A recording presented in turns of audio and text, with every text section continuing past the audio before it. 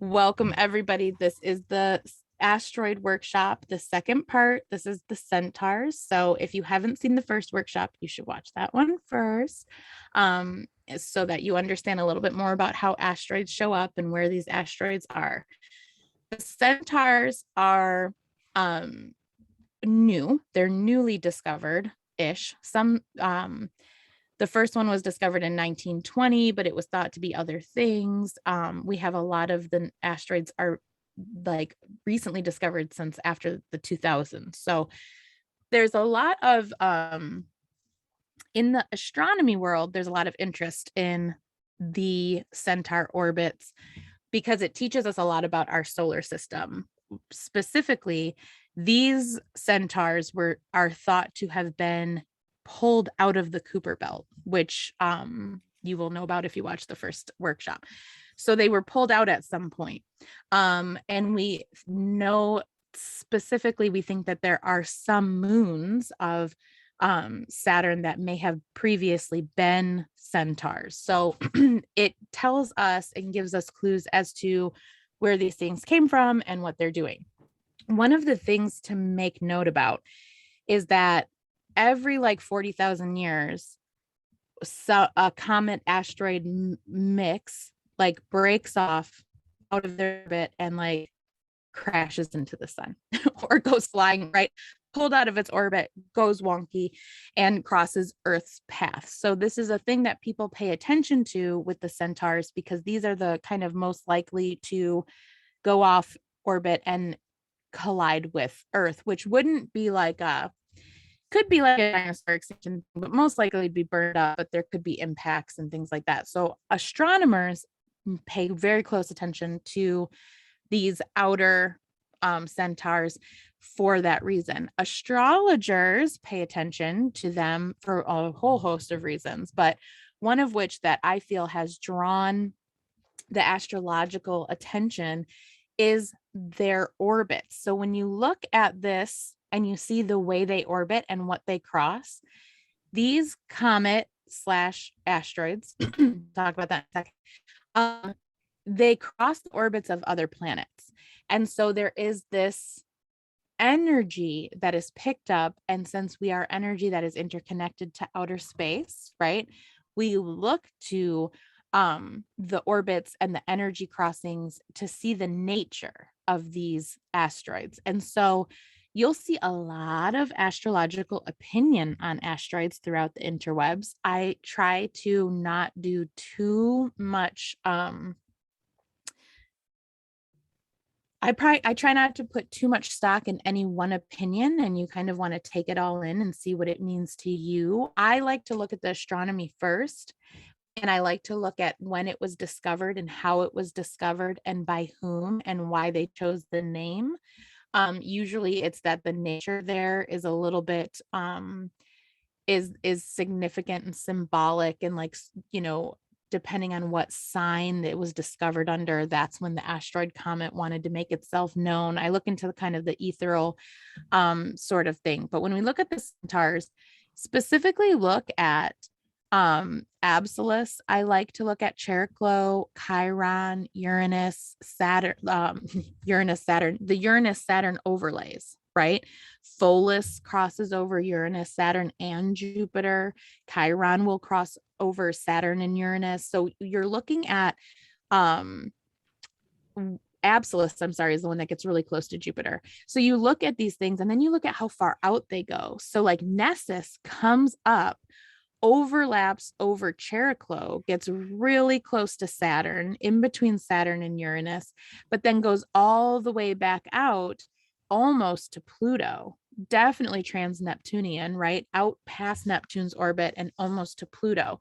So when we look at Nessus, we get really dark, like Pluto Neptune overlays that then come back in and show up in like almost will wreck us, right? So we look at the nature of the orbits and we look at the interplay of other planets when you're thinking about asteroids. So don't get too, like, if you see an image somewhere and it says what these asteroids mean, don't get too attached to any one thing. It's a lot of newness. And some astrologers take this information and what they know about orbit length and say, okay, so then now we know that if Chiron was in Aries at this point in time, then we know that it was in Aries this point, this point, this point, this point, and then start to draw conclusions about other nuance that might be showing up. One thing to remember, oh, this is super blurry. One thing to remember, we'll just say this, is that the centaurs are relatively small. They're not like the they're definitely not as big as like Ceres of the asteroid belt. They're small and they're far out. We're more interested of the influence of their orbit. So the first centaur discovered in 1920, there's 474 centaurs so far. So I'm not covering all of them today. I'm going to do like the top 4 or 5, depending on how much time we have. They orbit the sun beyond Jupiter, but within the bounds of Neptune, except for Nessus, the one I showed you, goes all the way out to Pluto. They have unstable orbits. They cross the orbits of other large planets. They exhibit the nature of both comets and asteroids. That's why they're named centaurs, right? Like half. One thing to know is that I believe, since they're newly discovered, there's things happening all the time, but we know Cheroklo has rings and possibly a moon. It's really far out, and so we don't know as much about it as we want to know, but I think some of these will be reclassified over the years. Just remember, they're kind of new. There are so many centaurs like Hidalgo, Chiron, and Cheroklo we know a lot of. Some of the lesser known ones are lesser known because they're far out, they're small, they have really long orbits. Once a comet has an orbit over of like 100 years, I don't necessarily look at it as much to provide as much nuance to a person as much as I do a generation. So in the birth chart, I'm not really personally super concerned about certain centaurs in the birth chart because they define so much more of a generational type of energy. Because, if they're over 120-year orbit, they're in each sign for like a long time, right? Like Neptune is like 165 years to orbit the sun. It's closer than a lot of these asteroids, and it's bigger, and it has more influence on our solar system. But it defines a generation, right? 13 years in each sign. So you're going to see that there's a lot of overplay with Neptune, and you look at Neptune and you look at aspects it makes to other things, and you look to what houses it's in, very similar to how you establish an asteroid nuance, right? Placement. But with the centaurs, they're out by Neptune. So they're evaluated in the same way. It's more of a generational impact. Let's say that. Okay. The largest one is Cheroklo, then Chiron, second largest one. Saturn's moon Phoebe may be a captured centaur. Ceres, the one I just talked about in our main asteroid belt, they think this may be an ex-centaur that was pulled into our asteroid belt. Any centaur that's perturbed close to the sun, perturbed makes me laugh, is expected to become a full-blown comet. Astronomers estimate that a comet gets slung across Earth's orbit every 40,000 to 100,000 years.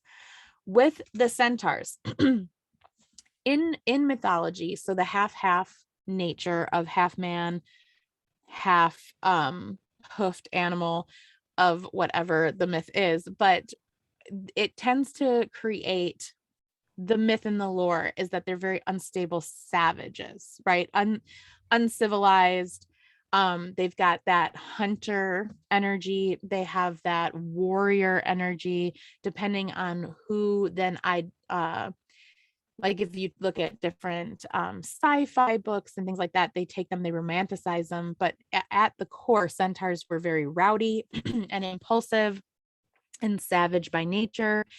And so they show up in our chart as our blind spots, our wounds, the fringes, our savage self, right? We're dealing with subconscious stuff, unconscious stuff. So when we start to unearth our centaurs, and I said in the first asteroid class, I didn't like to talk about the centaurs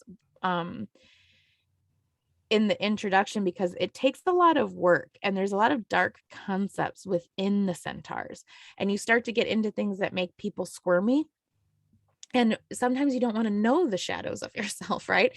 So you don't want to get trapped into some idea that this is going to be a curse, right? That's not what astrology does. It tells you the energy that exists as opportunity and for like a platform, and then what you do with it is up to you. But it can feel like troublemaking when you start to look into your natal chart. It can be very intense. It requires some commitment to really see it through, just like shadow work, right? We're all familiar with this. Underneath the asteroids, I've put the number. So when you go to astro-seek, astroseek.com, and you put in your asteroids, sometimes they'll have, I think AstroSeek has it for sure. Astro.com has it. There's a box where you can input numbers, and those sometimes are easier to work with in that interface. At Chiron is the one that people are first introduced to, is it, and it's interesting to me. Well, yes, I'm going to talk about it. So I was like, no, let's not talk about it. Yes, let's talk about it. Because here's the thing. There are like Cheroklo is bigger, but Cheroklo is named after a different centaur that has different aspects to it. And I feel like Chiron gets a lot of attention because it is this myth that is very like patriarchal, I will say. So there is this element of the wounded healer, the one that is wounded and tries to and can heal everyone else but himself. And so then he becomes this grand teacher that kind of goes off and saves everybody. Chiron has a 52-year orbit between Saturn and Uranus. So it's a smaller orbit, and we'll see more personal impact when it's a smaller orbit. It's also between Saturn and Uranus. And so we get some interplay between those two concepts as they are as they develop. So it's very bright. It reflects 10% of light that hits it. It's too small to be a planet, too bright to be an asteroid, and too big to be a comet. So it's been reclassified quite a few times. And it really does show up as the wounds we hold and our attempts to heal them, how we heal, how we teach, and where we might have had some childhood trauma and where it is going to show up in our chart. So you look at Chiron, you look at the sign that it's under you, and then that tells you kind of the personality of your Chiron. And then you look at the house it's in, and then that shows you kind of how it shows up in your life. It may show you what your spiritual gifts are going to be tied to. It will show you where shadows are lurking, right? Where your natural born talents are going to show up. It can be a rabbit hole of a well to fall into. There's like no end when you're working with Chiron, because we can be mildly traumatized in our daily life all day, every day, our whole lives. And if we're not looking at it constantly, once you learn shadow work, you always are doing shadow work. There's no such thing as shadow work season. Once you do shadow work, you're always doing that play with yourself, or you should. Same with Chiron. You learn about your Chiron, and then all you see is your attempts to work around your Chiron. It feels like when you have Chiron retrograde, Chiron is already a reflective, inflective type energy. It's going to be really deep, almost like an obsessively deep placement where you're always looking to heal those wounds. And so there can be ancestral components to this as well. You can see where maybe you've been handed down some trauma. Cheroklo, one of my favorite ones to look at, the largest confirmed centaur, right? Represents the divine feminine, which is why I think it doesn't get talked about quite as much. Only has a 62.4-year orbit, right? So in response to Chiron, it's only another 10 years, right? So not an excessively large orbit. We will see this show up in people's charts. It has rings and possibly a small moon, right?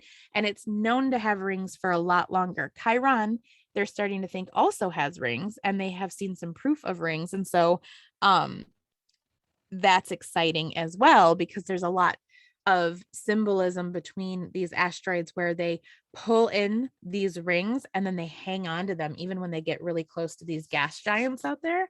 And so I like to use that symbolism for how we acquire gifts and tools, and even when things are seemingly impossible, we can do the impossible. So it's closer to Uranus. Cheroklo has a more spontaneous influence in our life. Cheroklo was Chiron's gentle and devoted wife that was also a trusted aide to Vesta. There was this really really intense divine nature to Cheroklo. And where Cheroklo shows up in your chart, you will see where you are devoted, where you are nurturing. This is where some of your psychic gifts are going to be. But it's more than just psychic ability. It's more like the feminine seer, as in like what is best for everyone, your nurturing abilities, your ability to tap in what will best suit everybody. Very much the energy of rituals, how you do rituals, how you show up with rituals. My chart goes also conjunct Sedna in Taurus with my Chiron, so it's really intense for me. But Taurus is how I am a ritual designer, right? How I can come up with these rituals. So it kind of shows your divine feminine and your resilience that comes from that. Cheroklo also had excellent boundaries, spiritual boundaries, and was known as possibly a mystical shapeshifter. There's different myths that she was a centaur, that she was a water nymph, that she could shift from both. So really mystical quality in the chart. I love to look at Cheroklo in relation to Chiron. I don't understand why there isn't more talk about Cheroklo in the wide world. And so I love to kind of show them together as a yin and yang of the healing arts. And so I kind of love that my Cheroklo and Chiron are in the same house and the same sign. It makes me feel good, right? I feel like that helps with my duality stuff. So you look at it in that kind of way. Pholus, poor Pholus, right? So Pholus was a Chiron and Cheroklo and Pholus, and the other brother, and I can't remember the name, were all considered to be the civilized of the savages, right? Pholus was like the keeper on this mountaintop. He had all this like special sacred wine from Dionysus. And when Heracles came, I think it was when he was hunting the wild boar, right? Pholus brought him in and fed him and offered him some of this sacred wine. But when he uncorked it, all of the uncivilized savage centaurs wigged out, smelled it, tried to bust in to take it. Heracles fought them off, ran off after them, slaughtered a bunch, big centaur massacre.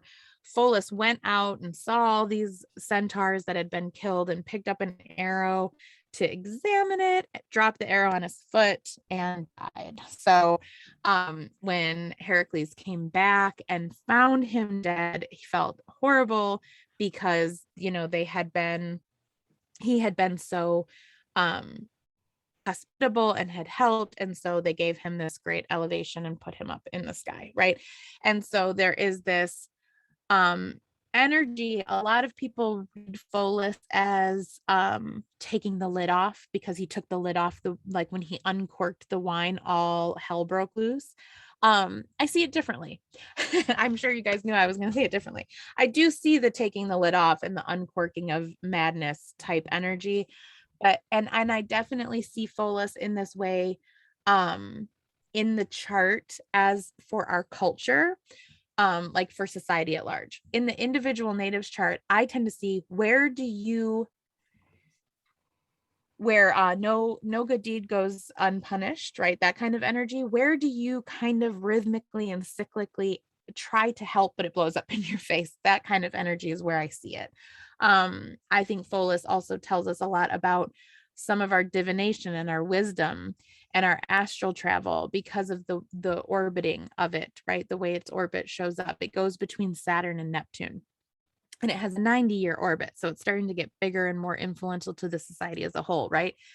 But it really kind of links that foundation to the dream world, that kind of almost like a Mercury, but not quite, but it kind of expands into that astral really easily. And so that's how I visualize that in the chart and where it shows up and how I work with it. Nessus is another one that is always talked about with such horrible, because Nessus was horrible. But then we'll talk about that as we go. So if you look at Nessus, and I already pointed this out once, and also, since we just talked about Pholus, it's nice to see that again, right? See how it crosses Saturn and then it goes along. It also crosses Chiron and it crosses Chariklo and it crosses Uranus and it also goes across Neptune and it's almost to Pluto. It's just got this it's like you can touch a lot with Pholus. And so that's where I see that astral travel significance. Nessus has an orbit of 122 years. And when you look at its orbit and you look at the way that it shows up, you want to see that it really kind of stirs up the childhood wounds. It gets really close to Saturn.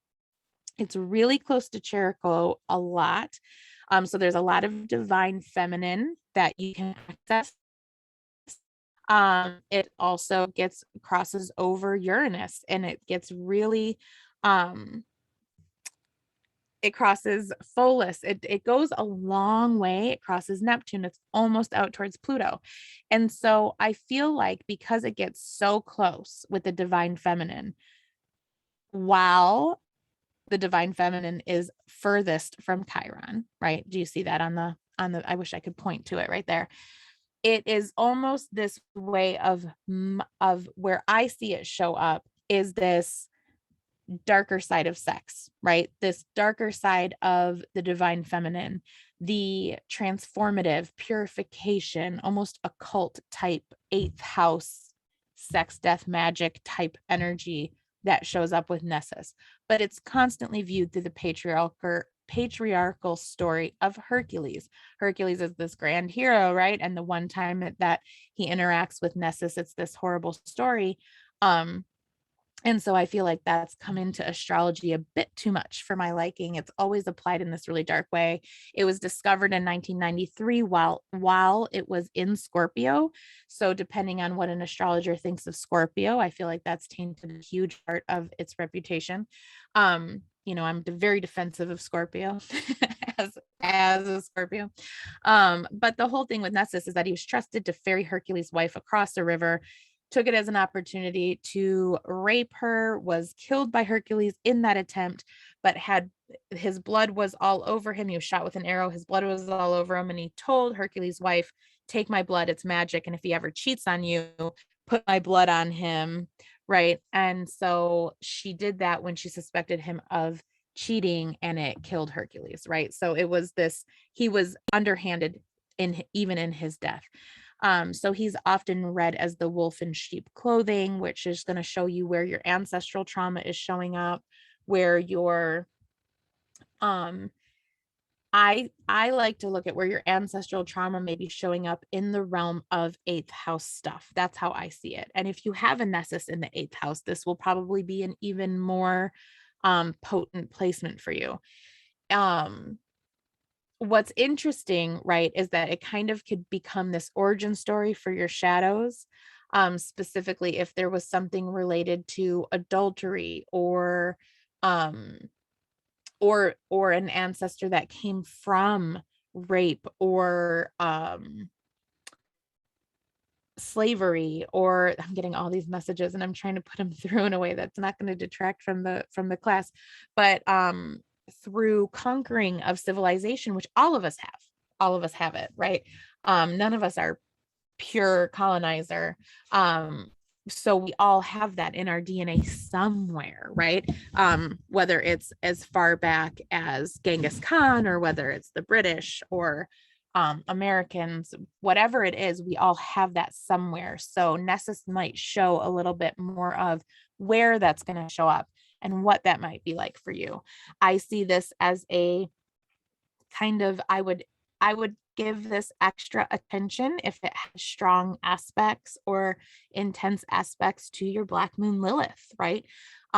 Because Black Moon Lilith shows up as a very similar type energy. Nessus feels like the masculine version of this, right? But you could get into this if you were looking to use the left hand as well as the right hand, the dark magic, the sex magic. It's not talked about much, but this is the element of that in you as a human being.